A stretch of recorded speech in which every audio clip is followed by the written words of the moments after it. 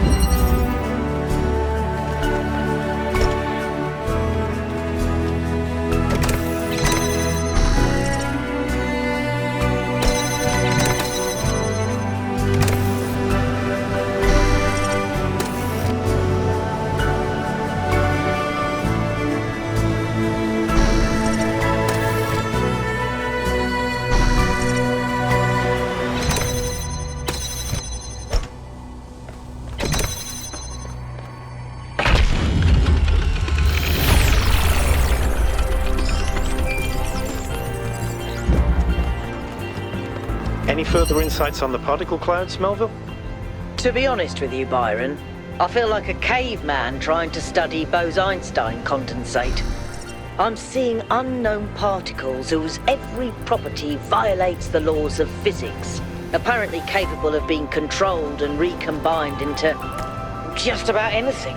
It's ridiculous. Maybe someone in New Jerusalem can figure it out. Sure, just give them another 1,000 years.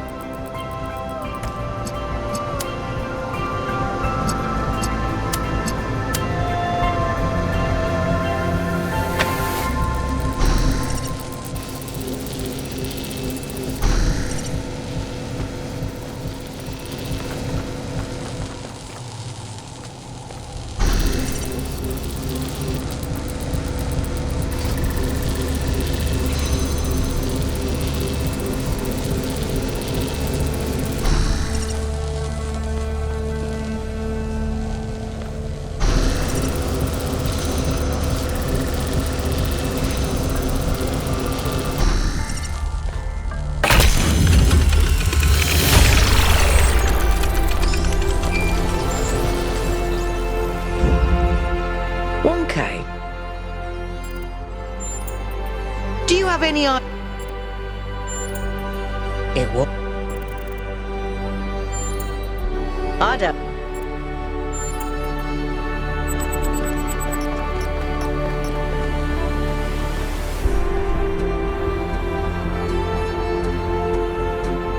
How can I help you?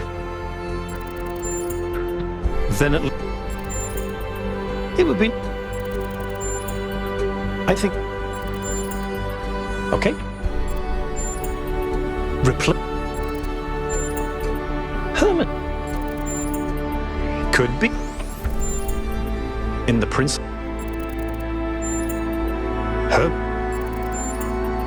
For because Athena in the she did. Some people in New Jerusalem.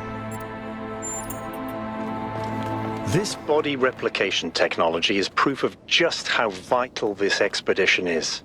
We may not know how it works and what its limitations are, but the technology itself isn't even what really matters. What matters is to expand our imagination, to realize that other futures are possible. I'm glad you see it that way too, 1K. After all, the world is better with you in it, isn't it?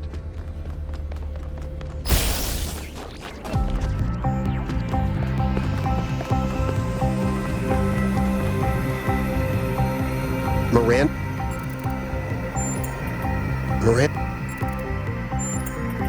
See?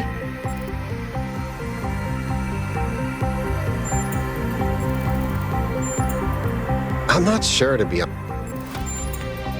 All right. No. Nope. You know,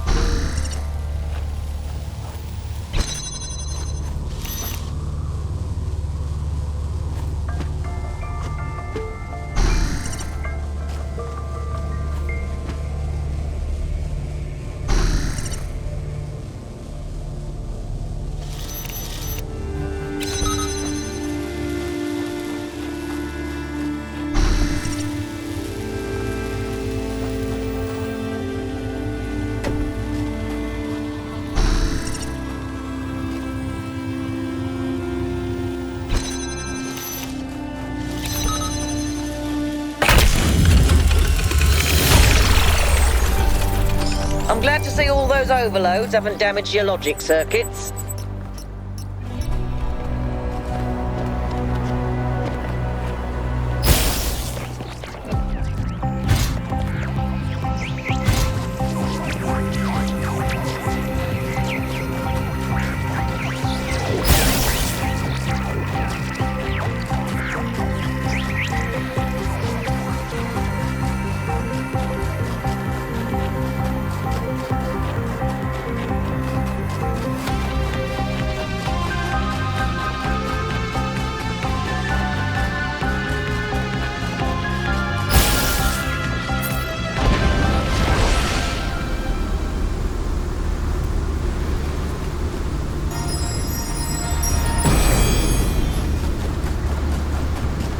cannot return to the past, but the future can redeem all that has happened.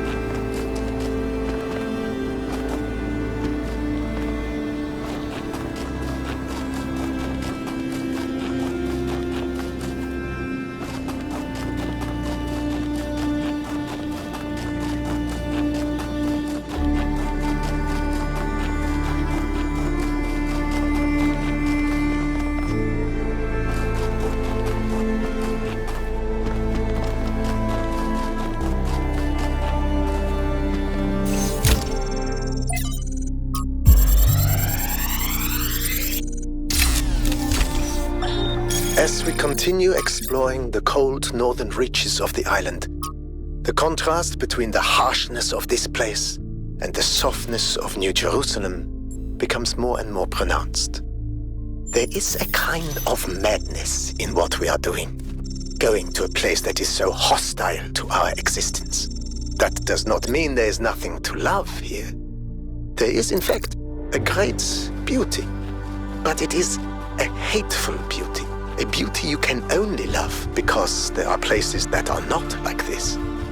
And yet, it is precisely this hateful beauty that the people of New Jerusalem fail to see, and so cannot understand their own blessings.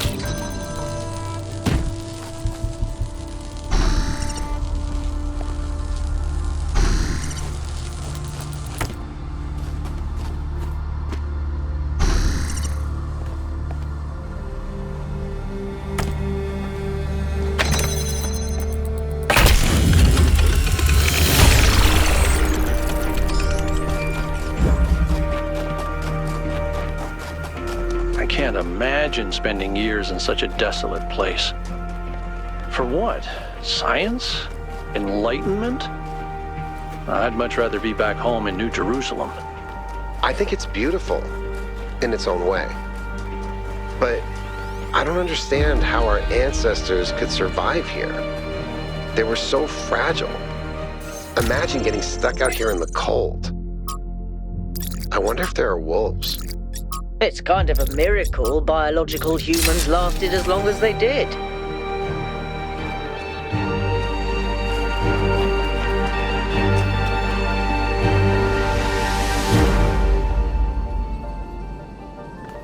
Yes?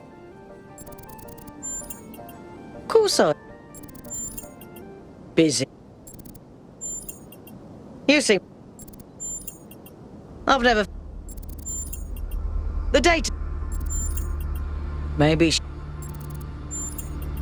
as far... I used... She's so...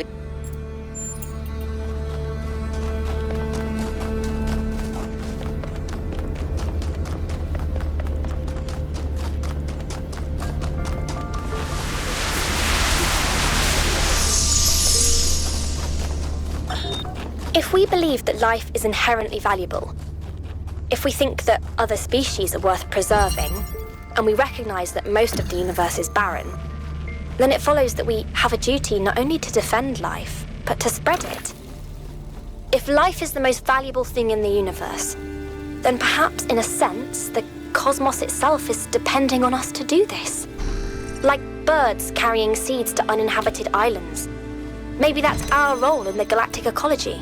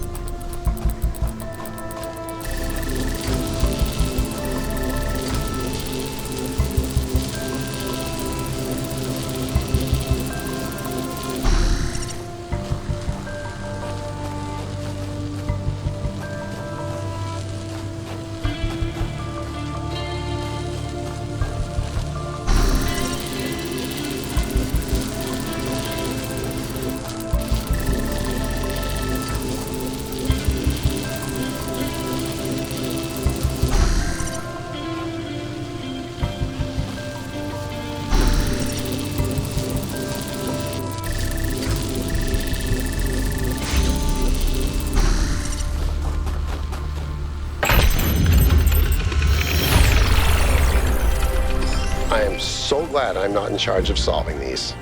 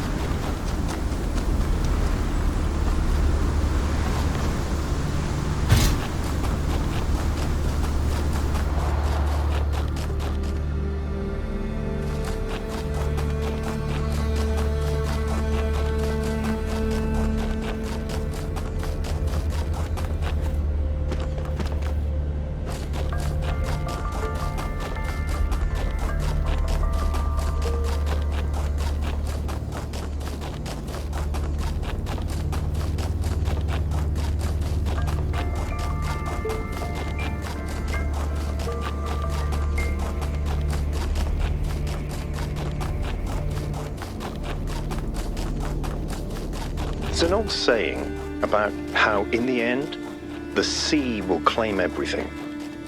I have no doubt that this is true. In the long history of the human species, entire regions have disappeared under the waves. Places like Beringia and Doggerland still echo in our cultural memories. But we shouldn't forget that life began in the sea. We are the children of the sea. And it's not through floods and ruin that the sea will claim everything, but through us.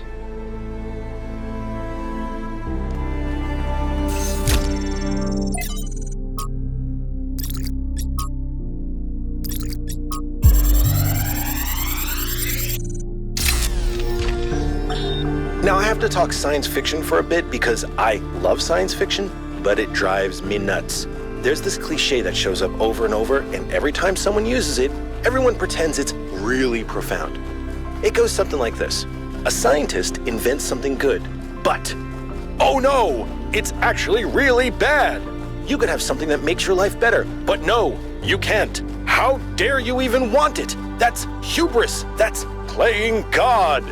And it's never anything that reflects the real world, right? It's never, oh no, you invented a vaccine for cervical cancer.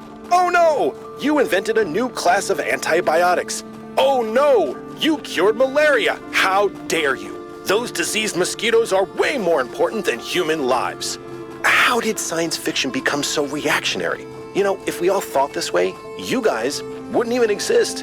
At least Alex agrees with me. She has good taste.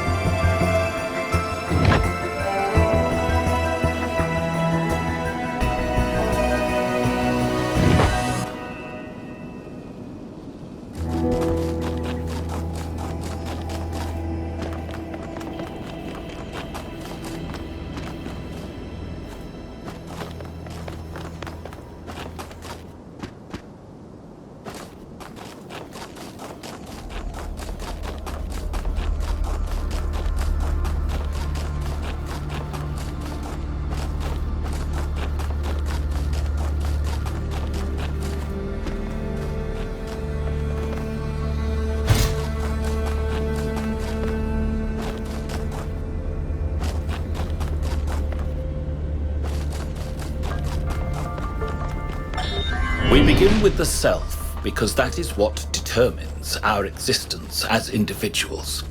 But the self cannot exist without that which surrounds it.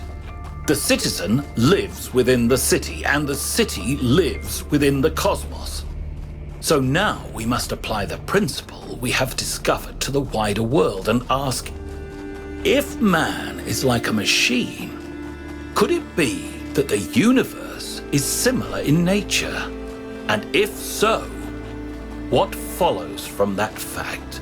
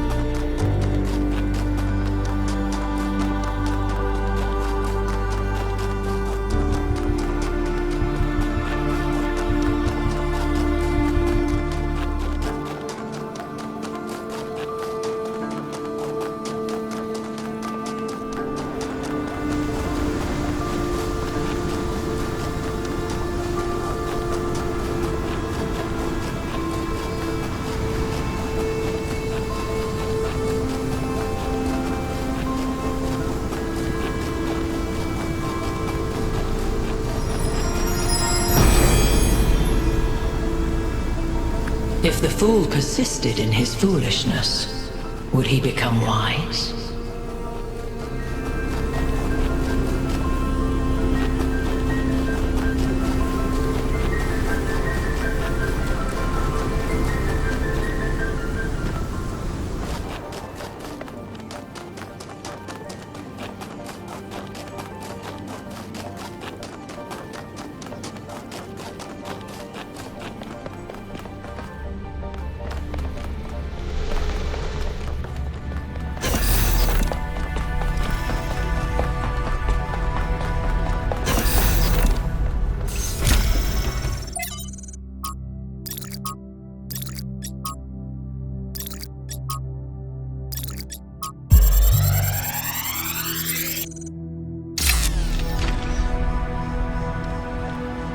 This looks like it has something to do with energy generation. Am I reading this right?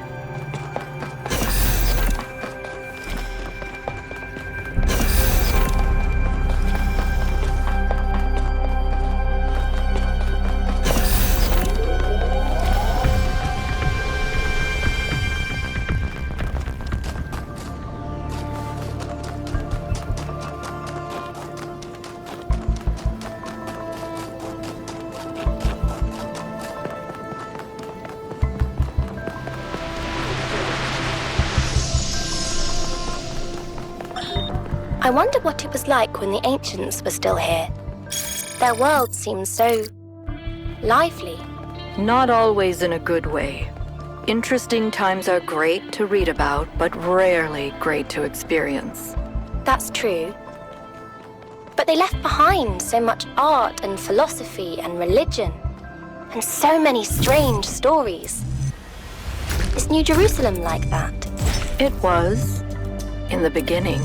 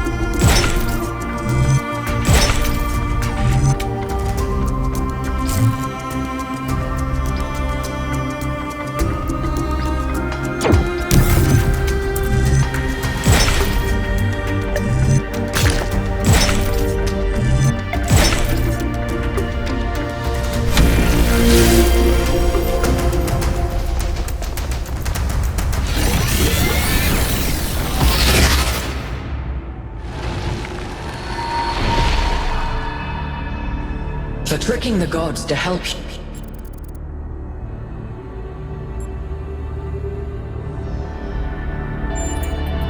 And why was... Make you...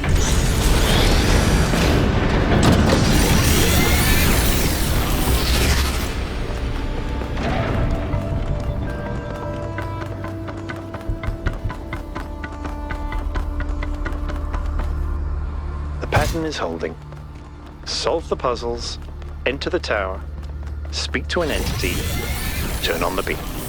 It's like she's appealing to our past, reminding us of where we came from, but changing enough elements to make us view our history through a different lens. Or maybe I'm completely missing the point. I don't know. You might have something there. I read about this in a book. It's called defamiliarization. Yakut? I think I'm actually impressed. You're on your way to an island. Yes, another island. Sorry, Melville. Well, it actually used to be a valley between the mountains, but it's mostly flooded now. That probably happened long before the founder came here, though. Another legacy of our ancestors. Do me a favor, will you? Look for another one of the Founder's labs. We can't get back into the megastructure without getting to the third site in the north, but I need more information to make more fixes.